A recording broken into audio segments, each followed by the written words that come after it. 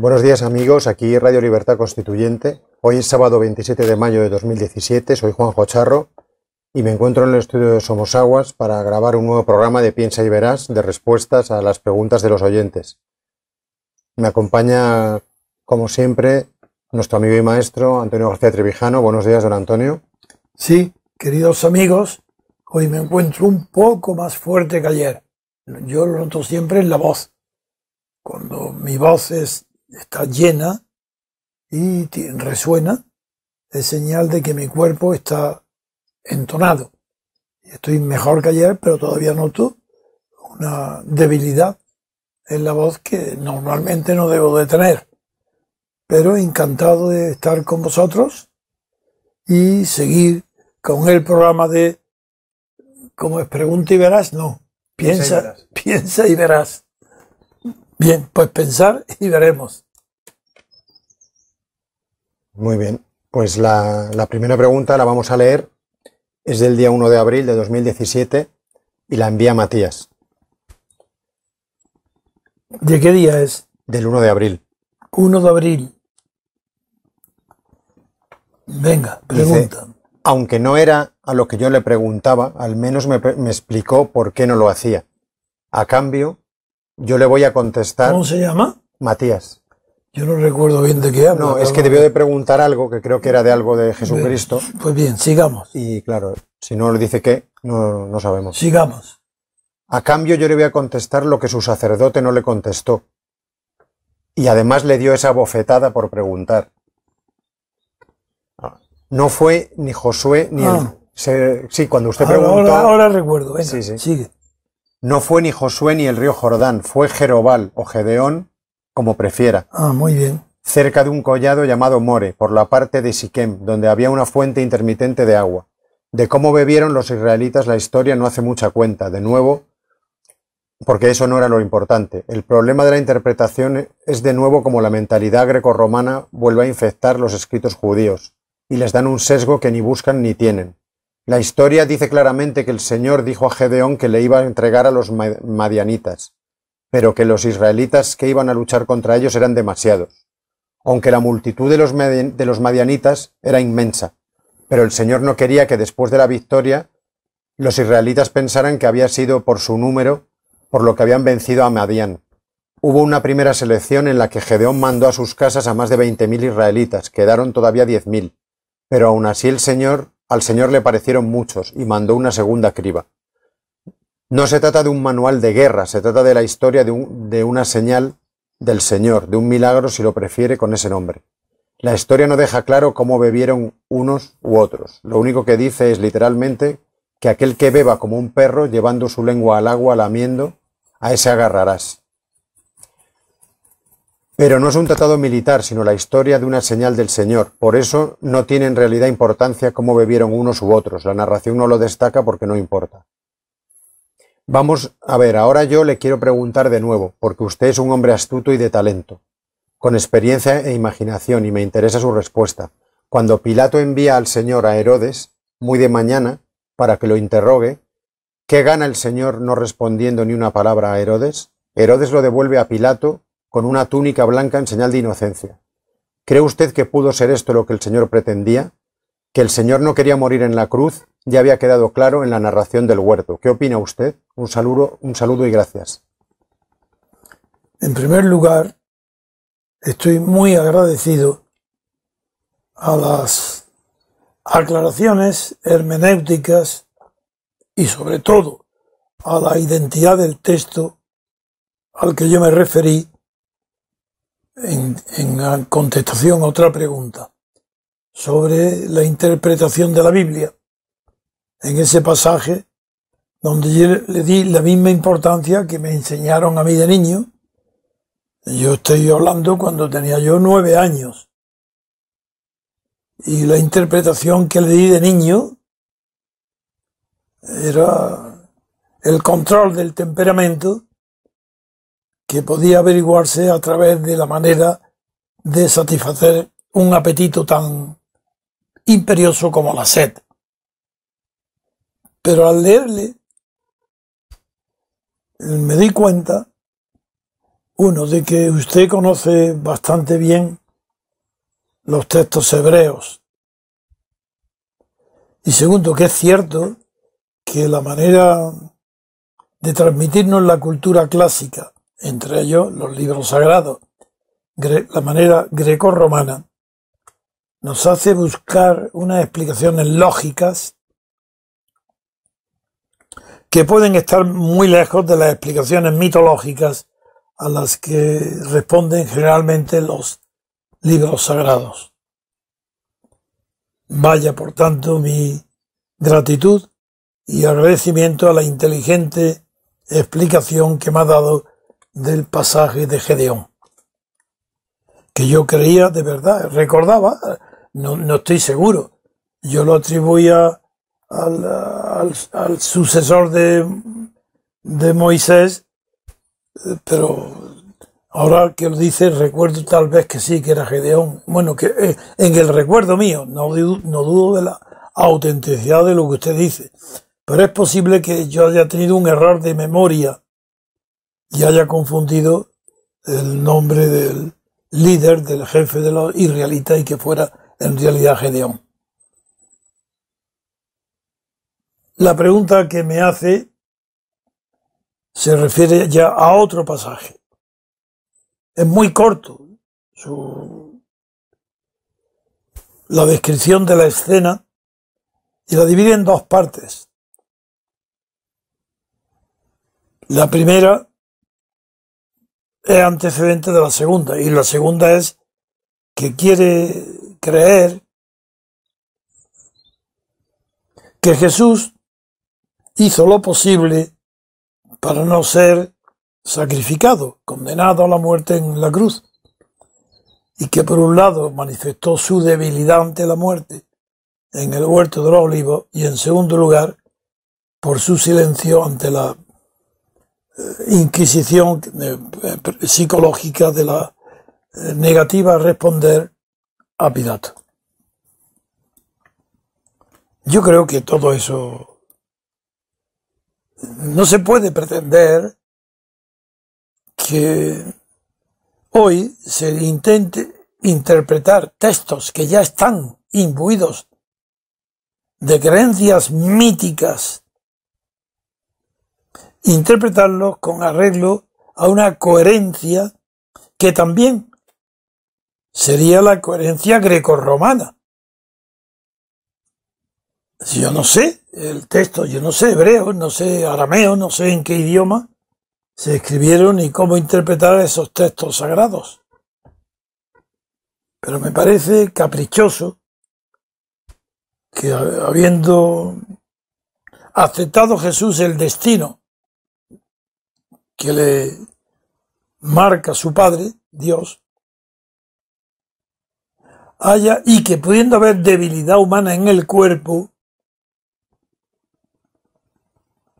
no tiene por qué manifestarse mucho antes del dolor físico, solamente con la imaginación del dolor, el anticipo del dolor, manifestar en Jesús una debilidad. Todo eso me parece arbitrario. Yo soy ateo. Es muy difícil que me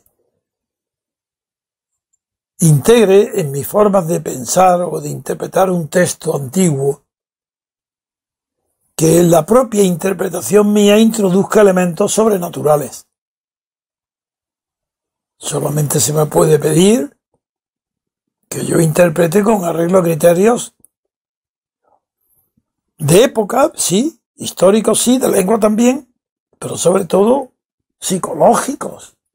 No digo que racionales, pero sí que respondan a pasiones, a expresiones de pasiones dominantes, como en aquel tiempo pudo ser la aceptación del sacrificio supremo por parte de Jesús y su convicción de que era necesario para salvar a la humanidad, los pecados del mundo. Pero les digo que no me considero ninguna autoridad, ni en materia bíblica ni hermenéutica, que aplicar el sentido común a textos tan antiguos pues me parece también caprichoso. Lamento no poder ser preciso, pero yo no me considero autorizado para responder con arreglo a criterios válidos en la época donde se produce el párrafo que me pide interpretar. Yo no estoy autorizado. Y cualquier interpretación que yo haga será la que yo hago hoy, con mis sentimientos actuales, de lo que pudo pensar, trasladarme nada menos que a la figura de Cristo para ver cómo pudo interpretar su silencio. Es demasiado para mí. Otra pregunta. La siguiente pregunta la vamos a escuchar. Es del día 24 de abril. Hola, buenos días a todos. Yo soy Bernabé, soy de Leganés, de Madrid, y me gustaría que don Antonio me hiciese un desarrollo, más que una pregunta, de la tensión que existe entre lo individual y lo colectivo. Usted siempre dice que yo soy libre si todos los demás lo son. Por lo tanto, de esto podemos deducir que la libertad es la reciprocidad o el equilibrio que existe entre el individuo y el colectivo. O es decir, que para que haya libertad, el individuo no debería prevalecer sobre el colectivo y viceversa. ¿Esto es así, como lo estoy diciendo yo? ¿Podría desarrollar más este asunto? Y nada, eso es todo. Muchas gracias. Un saludo a todos. Sí, querido Bernabé, creo que puede desarrollarse bastante más. Porque si hay una relación individuo-sociedad o individuo-colectivo, esa relación no se agota nunca si se examina lo que podría ser un binomio o dos polos.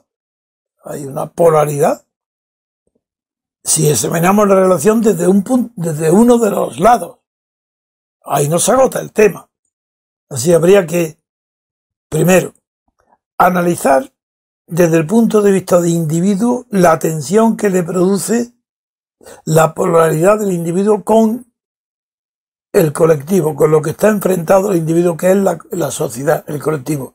Después de eso, habría que ver qué deducciones sacamos si enfrentamos o si miramos lo colectivo desde el punto de vista individual, después de haber examinado lo individual desde el punto de vista colectivo. Hay una relación recíproca que se condiciona mutuamente. El tema, como es natural, eso es la dialéctica. Pero no la dialéctica en la interpretación, sino dialéctica en la propia relación, antes de ser interpretada. Hay una dialéctica vivida. La experiencia, la vida del individuo en sociedad es dialéctica. Y no solamente está condicionado por la personalidad individual, sino también por la vivencia de lo colectivo, porque lo colectivo puede ser opresor o bien liberador. Y lo individual puede caer en temperamentos predispuestos a la obediencia y también en temperamentos, caracteres predispuestos al mando, a ejecutar su propia voluntad, interpretando que esa su propia voluntad es la misma que la de los demás. Es todo ese complejo territorio de la diferencia entre la psicología individual y la colectiva, que no es la suma de las individuales. Eso no se puede prescindir para contestar a la pregunta que haces, a la relación entre individuo y colectivo. Es más, en la psicología de las masas, tanto la de Le Bon, la clásica, como la de Freud, y sobre todo la de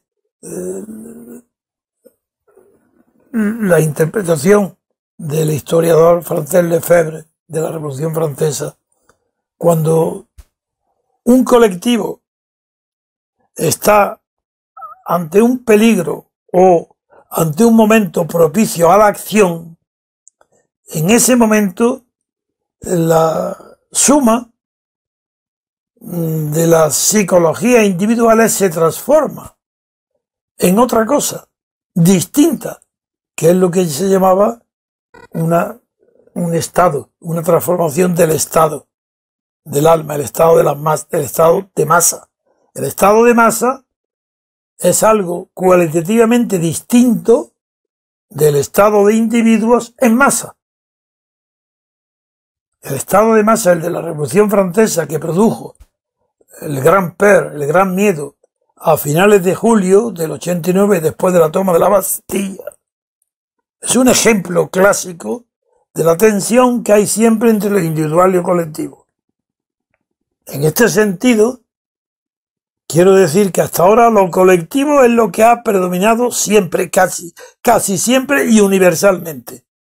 Y es excepcional aquellos casos donde lo individual llega a ser tan atractivo que llega a conformar lo colectivo con arreglo a rasgos individuales. Quiero decir, un ejemplo. Un individuo puede sentir lo que es la libertad. Un colectivo es muy difícil, porque es gregario. Porque los colectivos están habituados, no tienen personalidad normalmente, son masa. Bien, después de un episodio heroico, la masa puede adquirir conciencia de su propio orgullo, y esa masa puede adquirir ya colectiva los caracteres singulares de la individualidad, que es el orgullo. No la vanidad ni el amor propio, el orgullo.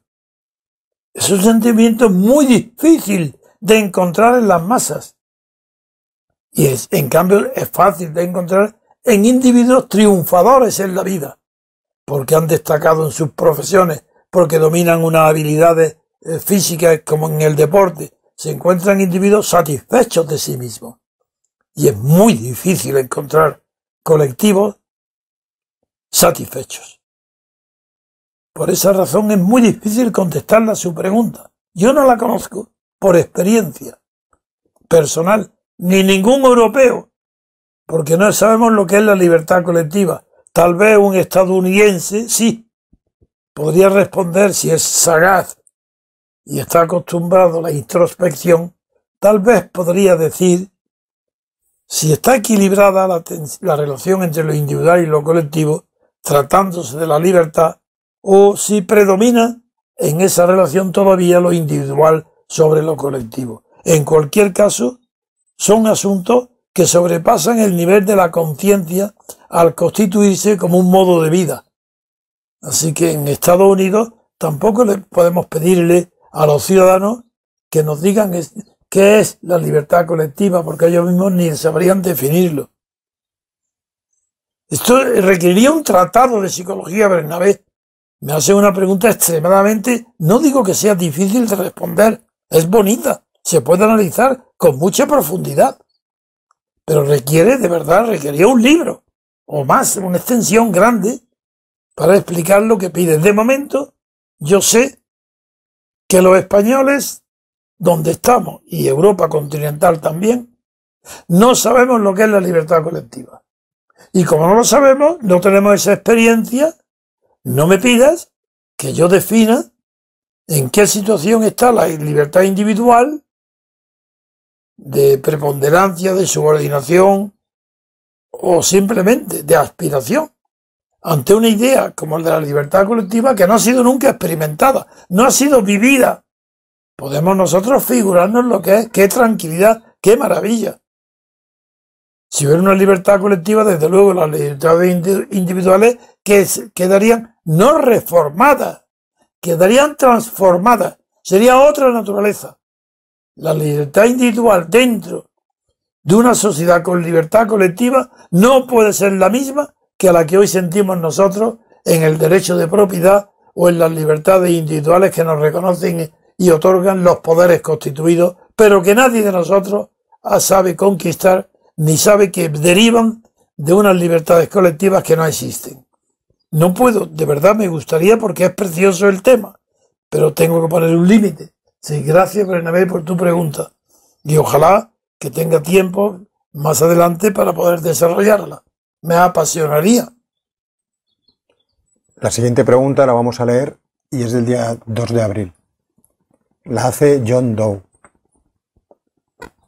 John Dewey.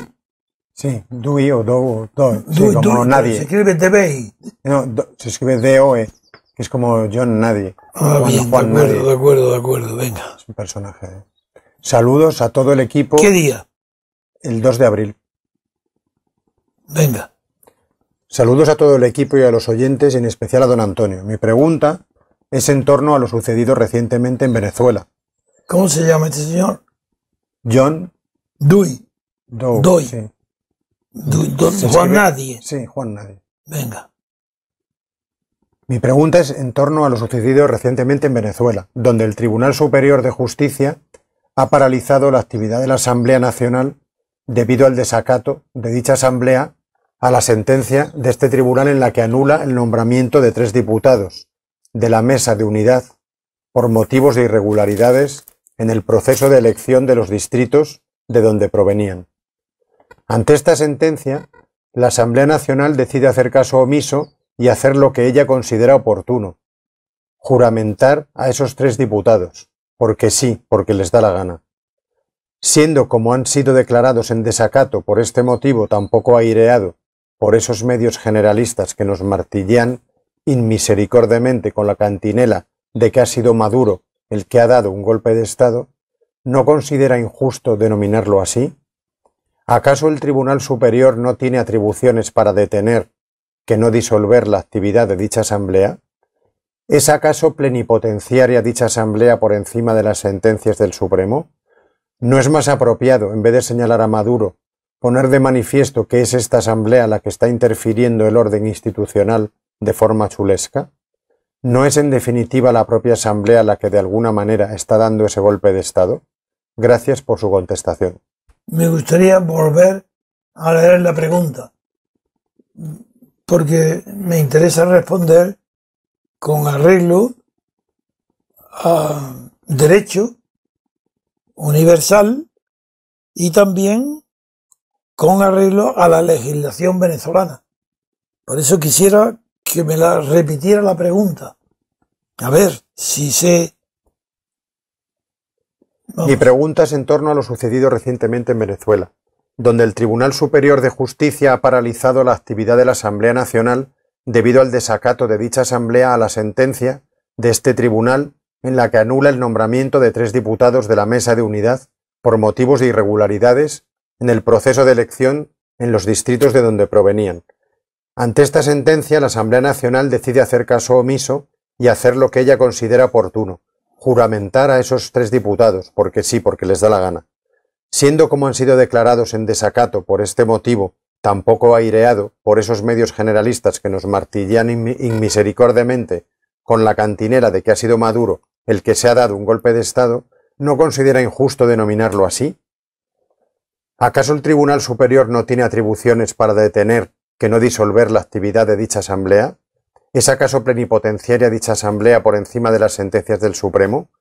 ¿No es más apropiado, en vez de señalar a Maduro, poner de manifiesto que es esta Asamblea la que está interfiriendo el orden institucional de forma chulesca?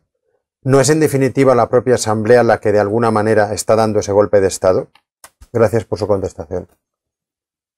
Veamos. En primer lugar, querido amigo venezolano, ha de saber que no hay ni un solo gobierno en el mundo, ni en la historia del mundo, que no haya sido regulado a leyes, aunque éstas no se cumplan. Cualquier tipo de pregunta que se haga sobre un gobierno,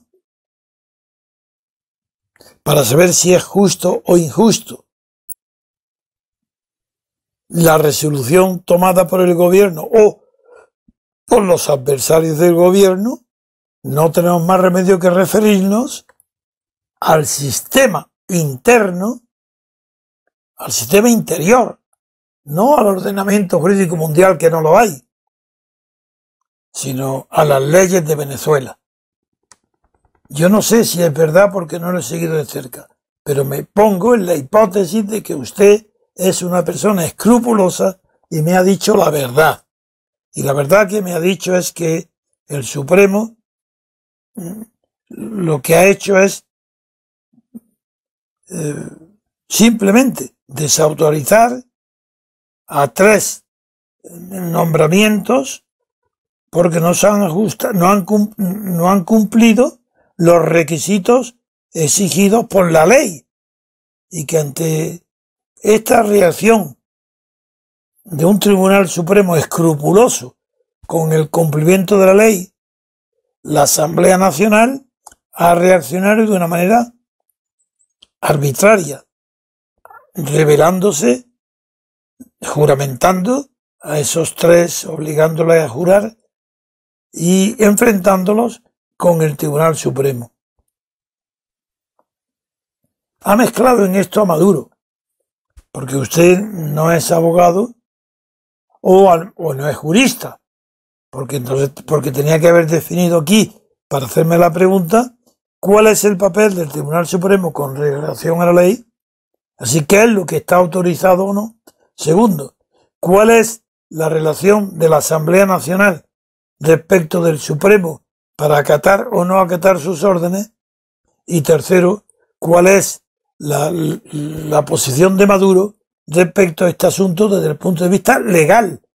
Entonces yo puedo decirme, con arreglo a las leyes de Venezuela, pues Maduro tenía razón, o el Tribunal Supremo tenía razón, o la Asamblea Nacional, la MUD, tenía razón. No, como no me ha explicado cuál es la postura de esas 3 partes, no puedo decirle nada, salvo una cosa. Esa sí se lo voy a decir. El sistema venezolano, llamada Constitución, no es tal Constitución. Claro que no tiene importancia ninguna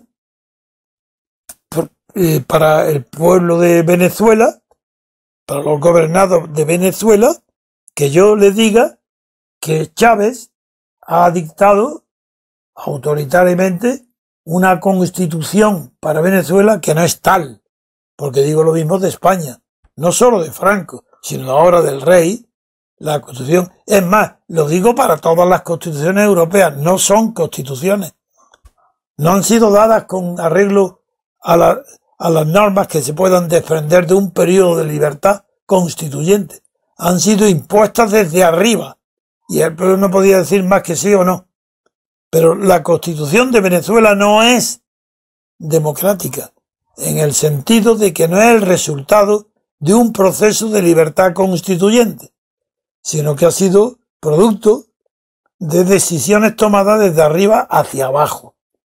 No me implico ahora en saber si esto es así o no. Lo que quiere decir que no se puede hablar ni de libertad, ni de democracia, ni en España, ni en Europa, ni en Venezuela. No me hable, por tanto, de quién tiene razón, si el Tribunal Supremo, si la Asamblea o Maduro. Le digo que ninguno de los 3, porque los 3 están apoyados en principios falsos. No han sido democráticos. Porque la democracia implica una libertad de elección. Democracia no significa nada más que votación por mayoría y minoría para decidir un asunto. No significa otra cosa. La democracia no significa representación, ni significa buen gobierno.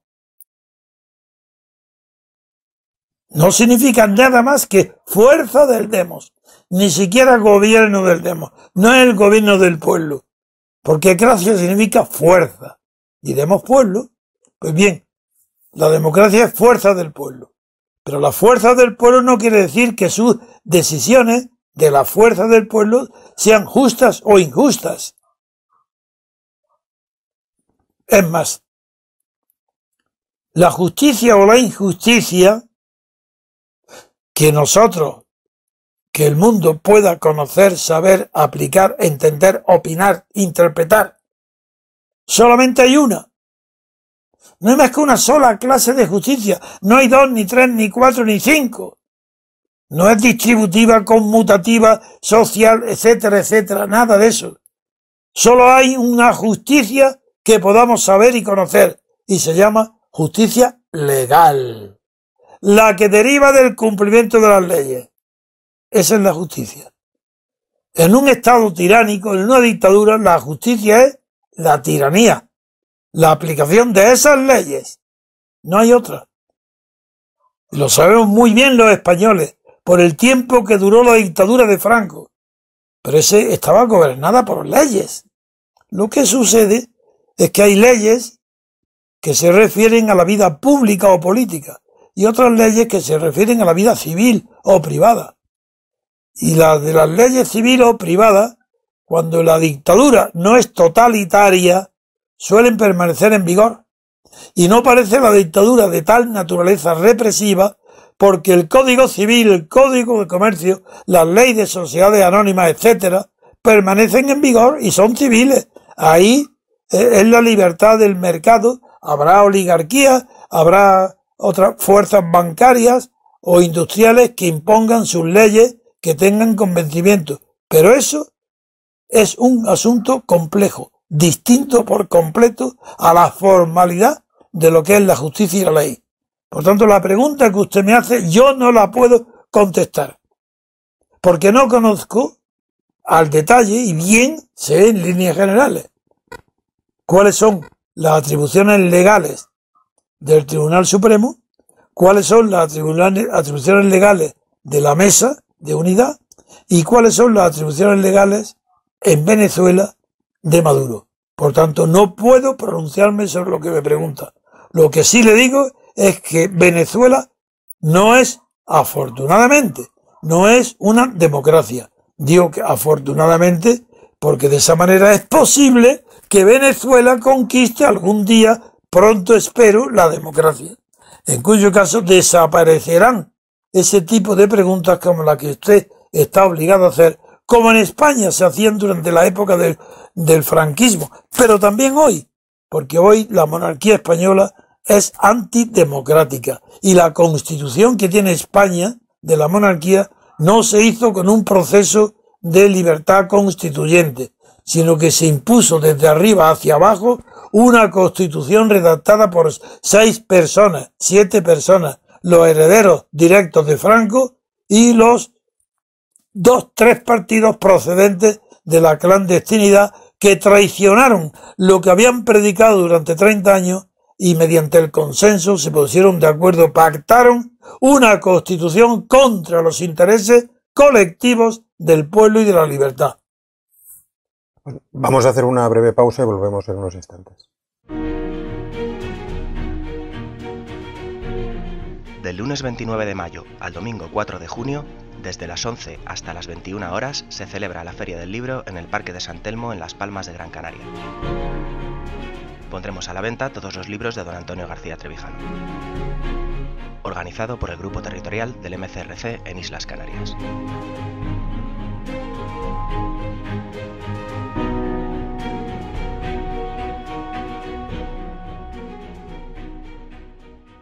La siguiente pregunta la vamos a escuchar, es del día 26 de abril de 2017.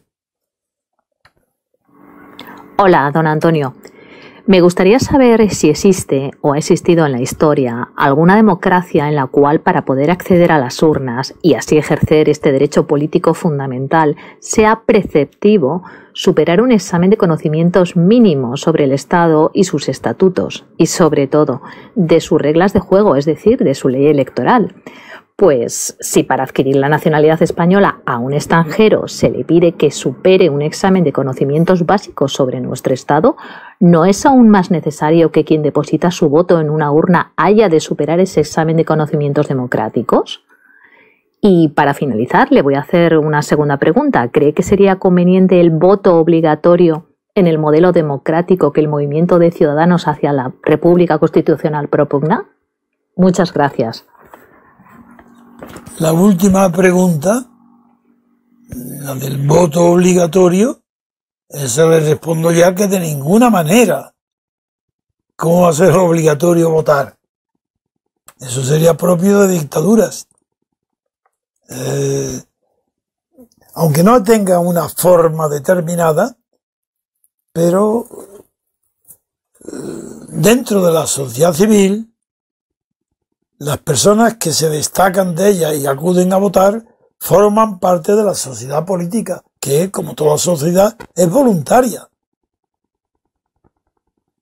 Ser gobernado es involuntario, ser ciudadano es involuntario, pero formar parte de la sociedad civil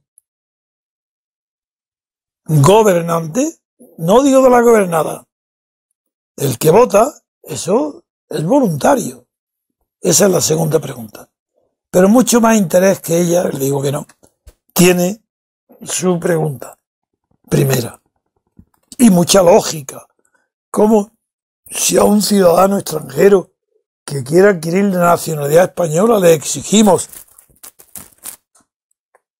que conozca algo de nuestra historia, aunque sea poco, pero sobre todo los principios fundamentales de nuestra o de la Constitución española? ¿Cómo no exigir un conocimiento de lo que es la representación al que vota? Desde luego que sería deseable, y es muy mala señal que un pueblo como el español esté educado para que no salga nunca de la ignorancia política. Primero Franco, y ahora este consenso. ¿Pero qué sabe el español medio, el que vota? ¿Qué sabe ni siquiera de lo que significa un partido político si desde que ha nacido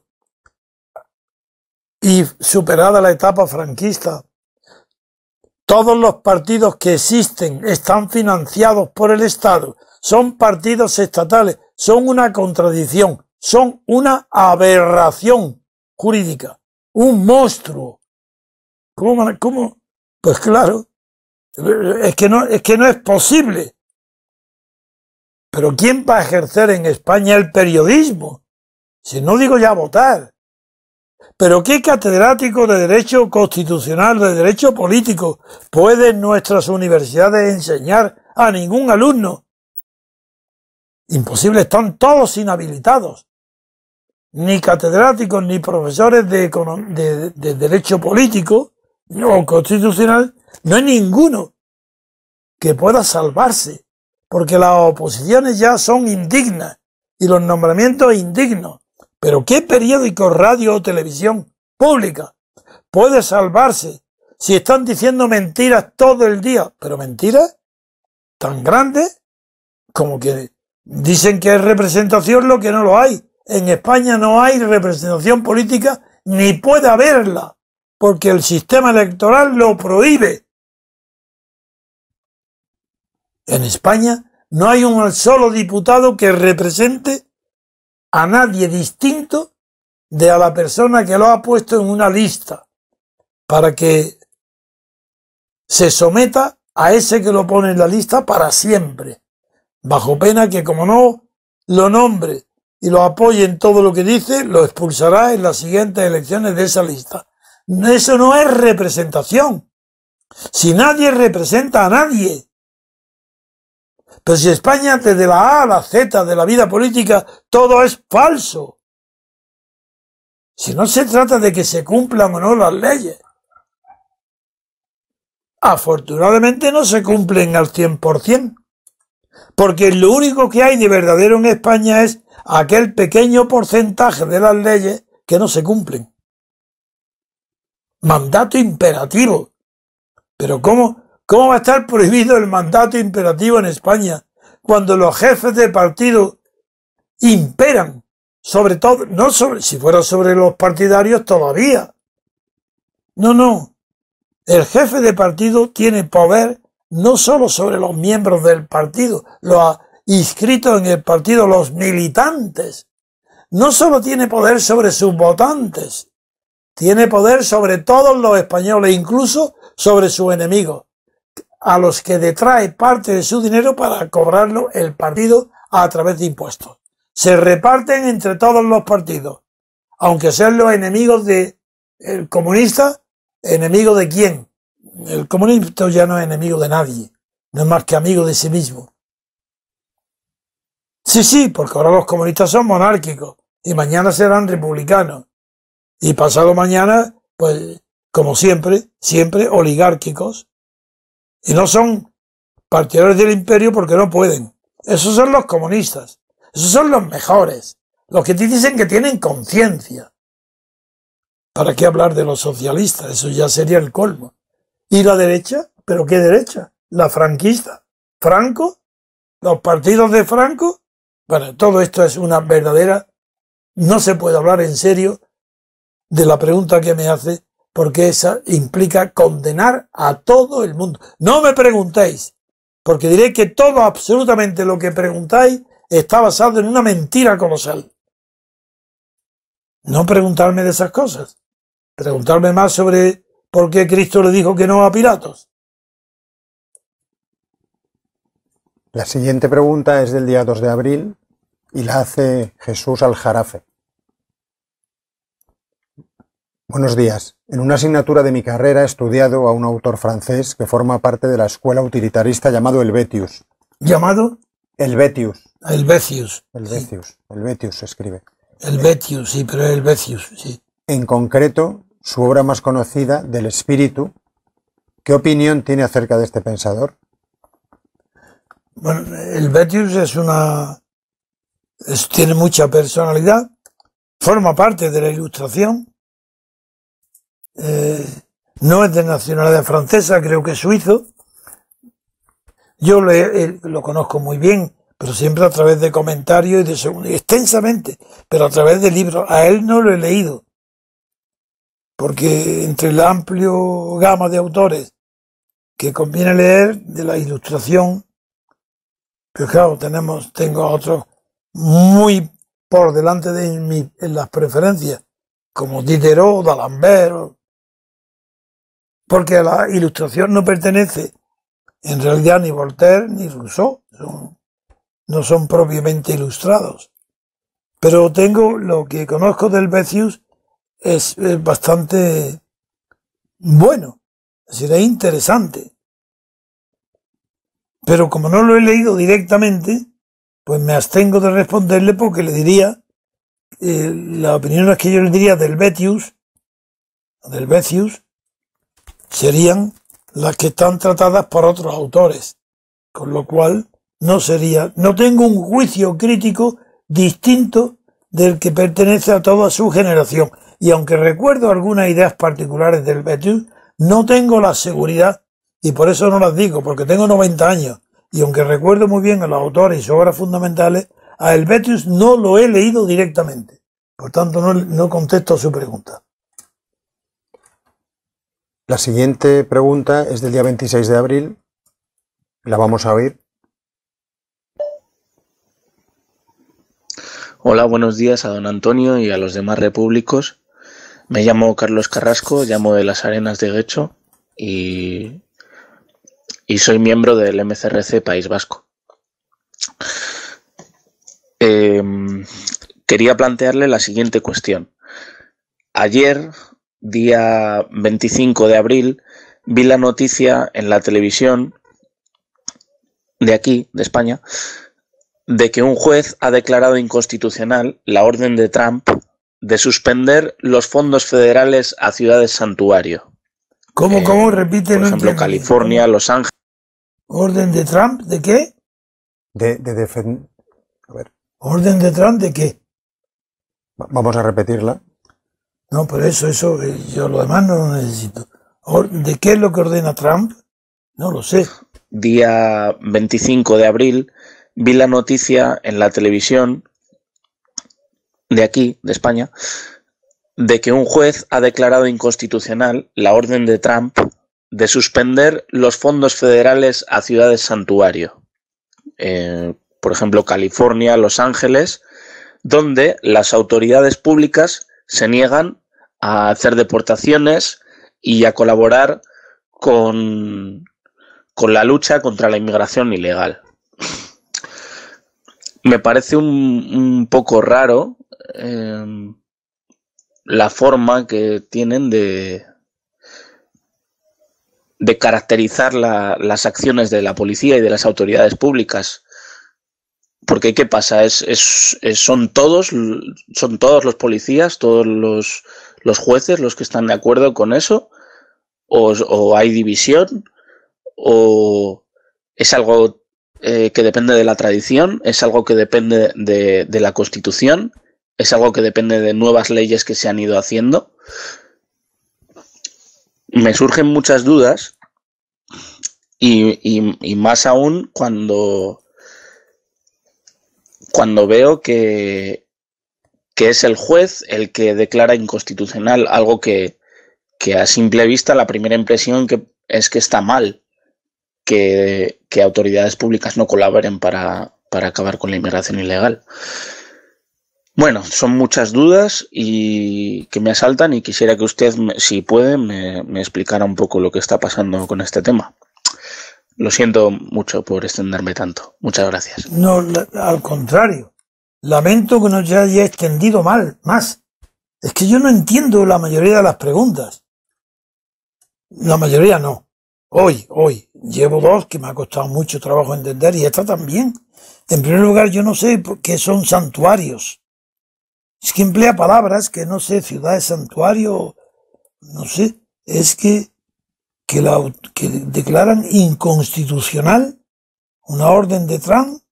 ¿De qué? No lo sé. Es que no me entero. Me hacéis sufrir. Porque quiero responder a todo. Y no sé y no he entendido. ¿De qué sirve que lo repita si voy a seguir sin entender? ¿Y por qué tengo yo que hacer el esfuerzo imaginativo de averiguar lo que usted o vosotros estáis pensando que queréis preguntarme? Es que me tenéis que preguntar por escrito, tenerlo escrito delante, entenderlo vosotros antes de pasármelo a mí. Yo no puedo responder ahí porque no sé lo que significan esas palabras de santuario, ni de declarar inconstitucional una orden de Trump. Yo no sé lo que es, no sé lo que me pregunta. Lo lamento. La siguiente pregunta es del día 3 de abril y la hace Susana Oria. Es sobre psicología. Usted muchas veces se ha referido a la psicología como algo un poco más que una afición. También su vinculación al ámbito cultural francés es grande.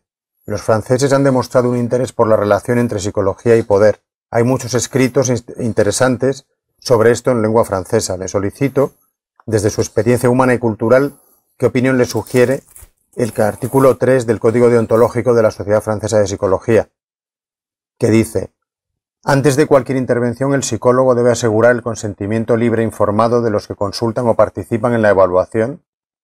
Él tiene, por lo tanto, la obligación de informar clara e inteligiblemente de los objetivos, modalidades y límites de su intervención a los receptores potenciales de sus conclusiones. Muchas gracias. Bueno, la verdad es que es cierto que yo tengo la misma cultura francesa, quiere decir la misma intensidad con la que tengo conozco la cultura española. Y desde luego en Francia, yo no estoy en Francia con las personas más cultas que hay en Francia, pues estoy de igual a igual, no puedo opinar sobre cualquier tema. Uno de ellos es la psicología, y es verdad que en la tradición, sobre todo a partir del siglo XVIII, hay una tradición donde la psicología ha sido tratada desde el ángulo de la relación de la psicología con el poder político. Desde las obras clásicas de Le Rochefoucauld y La Bruyère, que puede ser comparada en España con Baltasar Gracián, pero con una diferencia, que en España no se hacen con respecto a la psicología de los poderosos, aunque se llame el cortesano, esa parte de la urbanidad superior, sino que en Francia hay un desarrollo espectacular de la psicología con relación al poder a partir de esas dos obras que he señalado, y luego la psicología de las masas, que la inicia también Lafoulle, que es un francés, y que quien mejor después lo describe para ver cómo se transforma en estado de masas, pues también es obra de Georges Lefebvre, otro francés, no por casualidad. Y luego todas las obras clásicas de la psicología, no digamos a Merleau-Ponty, e incluso el existencialismo está basado en las relaciones de la psicología con el poder. Es cierto. Ahora bien, para ver qué puedo yo contestarle, tengo que reírme socarronamente, porque el tratado de ética deontológica, porque la deontología es una ética, no es una moral, porque la moral es la moral siempre está relacionada con las costumbres, no solo porque ese es el origen de la palabra de moral, sino porque la costumbre es la que implica la conducta, y es la conducta moral la que en las costumbres se refleja la de un pueblo. Pero ya en la deontología profesional se tratan cuestiones de ética especializada, no de moral. Y desde luego para mí me resulta ridículo, pero muy propio y muy, no de Francia, sino de esta época, y especialmente de esta época socialdemócrata, el intento de los psicólogos en sus códigos de conducta deontológicos, tratar de parecerse a los médicos. Del mismo modo que hoy estamos acostumbrados en todos los hospitales, que cualquier tipo de intervención que implique algún riesgo para la salud fisiológica del paciente tiene que dar su consentimiento y tiene que estar enseñado previamente de las consecuencias que puede tener la intervención que un médico pretende hacer sobre su cuerpo. Es una imitación pueril y un poco ridícula que se pretenda lo mismo con los psicólogos. Otra cosa muy distinta es, por ejemplo, las intervenciones en el cerebro con las locuras, la lobotomía, el electroshock. Todo esto, claro que requiere a los familiares directos del paciente, si él no está en condiciones de comprenderlo, firmar y estar de acuerdo, porque puede tener consecuencias más graves que la enfermedad que padece esas intervenciones. Pero tener esa precaución, ese cuidado con la psicología corriente, de la ética corriente, en el tratamiento psicológico, por ejemplo, en las consultas de los hijos que tienen una conducta un poco exagerada, o que son muy nerviosos, o que son hiperactivos. Eso me parece verdaderamente exagerado y propio de la moral socialdemócrata pretender que eso pueda tener riesgos de los que ha de ser advertido el paciente. Simplemente lo encuentro ridículo. Aunque siempre que una intervención no quirúrgica, no somática, sobre una persona que acude a un psicólogo para que le dé un consejo sobre su conducta, sobre su manera de tranquilizarse, que le dé calmante, desde luego, si se le dan medicinas, como es casi siempre lo que se recurre, es imposible darlas sin que le advierta de las consecuencias que tiene tomar ese tipo de tranquilizantes o medicinas. Eso por supuesto. Pero entendido de modo general, tal como está explicado, a mí me parece ridículo. Pero por supuesto que hay que advertir de las consecuencias de la ingesta, de píldoras o de productos químicos, drogas, y no digamos de cualquier intervención de carácter somático. Eso sí que requiere el consentimiento del paciente o de sus familiares directos. Otra pregunta. Pues ya casi llevamos una hora, así que vamos a despedir el programa. Si hay casi, pues una pregunta y pasamos a otra. Llevamos 57 minutos. Venga, otra pregunta. Vale, pues hacemos la última, que la vamos a escuchar. Sí. Es del día 29 de abril. ¿29? De abril. Bien. Buenas tardes, don Antonio y equipo. Mi nombre es Miguel Ros y les llamo desde Girona. Mi pregunta gira en torno a la escuela de Frankfurt y su repercusión en la socialdemocracia y la devaluación de los estamentos familiares, sexuales, y que encuentro que tienen tanta vigencia hoy en día.